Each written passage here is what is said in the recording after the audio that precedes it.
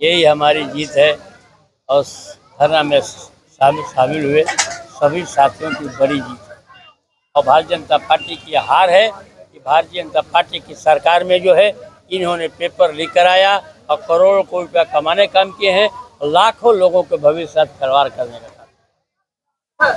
राम मंदिर में चढ़ावा चोरी की घटना का खुलासा राष्ट्रीय अध्यक्ष ने किया था और कई लोग जेल गए और कई लोगों को बचाने का आरोप लगा है। इस पर आप क्या कहेंगे? मैं अपने राष्ट्रीय अध्यक्ष जी की सूचिता को, उनकी बुद्धता को और उनको मैं प्रणाम करता हूँ। इस बात का धन्यवाद देता हूँ कि इस हिंदुस्तान की धरती पर कोई नेता ऐसा नहीं था, किसी दल का नेता नहीं था जो सच्ची बात को कह सके।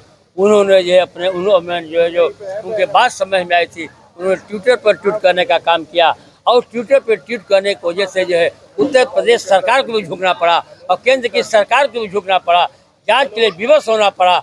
आज दोनों जगह की सरकार है, इनके लोग जेल में सलाखों के पीछे हैं। तो साबित हो गया है कि आज अखिलेश यादव जी ने कहा वो सच है। किस तरह से अपना ये हम संपूर्ण लोगों को लेकर चलने का काम करते हैं, अगड़ा हो, पिछड़ा हो, दलित हो, शोषित हो, आप पत्रकार साथी अभी लोकतंत्र के चौथे स्तंभ है। हम सबको लेकर चलना चाहते हैं, सबकी मैं भागीदारी चाहता हूँ, सबकी मैं जाति जनगणना चाहता हूँ कि हम सबको राजनीति में भागीदारी दे सके। यह हमारे नेता का संकल्प है। पेपर लीक हुआ और कई छात्रों ने अपनी जान दे दी, सरकार ने तब जाकर अपनी देरी क्यों की?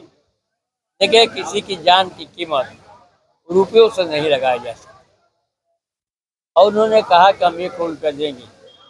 अगर उनका बेटा, किसी नेता का बेटा अगर शहीद हुआ हो, इस दुर्घटना में मारा गया है, तो क्या वो 1 करोड़ रुपया लेकर के उस मुकदमे को वापस कर दिया? शहीद कौन होता है? गरीब परिवार के बच्चे। सेना में कौन मारा जाता है? वो गरीब और सामान्य परिवार के होते हैं। किसी नेता के परिवार के लड़का तो जो है वो हमारे समय सीमा पर नहीं लड़ता है। महलों में रहने वालों का बेटा सैनिक नहीं बनता है। किसान, गरीब, मजदूर का बेटा जो है सैनिक बनता है, तो उसका भी हम सम्मान आज की तारीख में नहीं कर पा रहे हैं।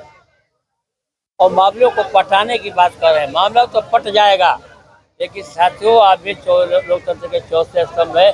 आपने भी सरकार में कहीं न कहीं मार खाया हो, चाहे हिंदुस्तान की धरती रही हो, चाहे गुजरात की धरती रही हो, चाहे महाराष्ट्र की धरती हुई हो, आपके साथ भी वही व्यवहार हो रहा है जो हमारे साथ हो रहा है। तो हम भी दुखी हैं, आप भी दुखी।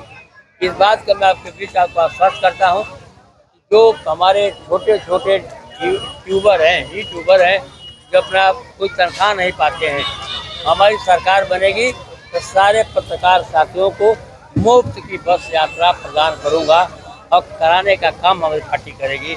और आपको जो है प्रोत्साहित धनराशि मिल जाएगी कि आप सच्ची खबर जो है दे सके और जनता जो है उसका लाभ पा सके। आज आप भी घिरे हुए बड़े बड़े जो हमारे अखबार हैं वो बिक गए हैं, वो सच खबरों को दिखाने को उनका ताकत नहीं बचा है। और जब लोकतंत्र का चौथा स्तंभ भस जाएगा, इसको भसना कहते हैं, समाप्त होना कहते हैं। एक पाया चार पाए से चारपाई बनती है। एक पाया अगर निराश हो गया, बैठ गया, तो 3 पाए बन करके चारपाई नहीं बना सकते हैं। हम संकल्प लिए हैं इस आतताई सरकार को, इस सरकार से हटाने के लिए हम लोगों को गांव-गांव में भी जाना पड़ेगा।